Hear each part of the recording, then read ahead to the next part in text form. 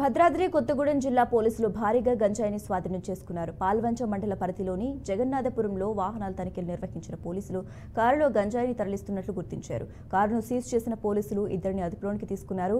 వారి నుంచి 77 కేజీల గంజాయిని స్వాధీనం చేసుకున్నారు. పట్టుబడ్డ గంజాయి విలువ 20 లక్షలు ఉంటుందని పోలీసులు తెలిపారు. ఈ గంజాయిని ఛత్తీస్గఢ్ నుంచి ఉత్తరప్రదేశ్కు తరలిస్తున్నట్లు విచారణలో తేలిందన్నారు.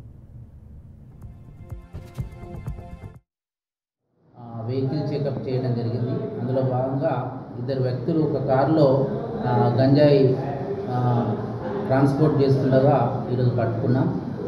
వారి వద్ద నుంచి ఒక కారు 77 కిలోల గంజాయి, దాని విలువ ఒక 20 లక్షలు ఉంటుంది. అట్లాగే ఒక 2 మొబైల్ ఫోన్లు వాళ్ళ దగ్గర నుంచి తీసుకున్నాము, సీజ్ చేశాము. ఈ వస్తువులను కూడా సీజ్ చేసి ఈరోజు పాల్వంచ SHO గారికి ఇక్కడ అప్పచెప్పడం జరిగింది. ఈ అక్యూజులు ఇద్దరు పేరు, వీళ్ళిద్దరు కూడా యూపీ చెందిన వాళ్ళు.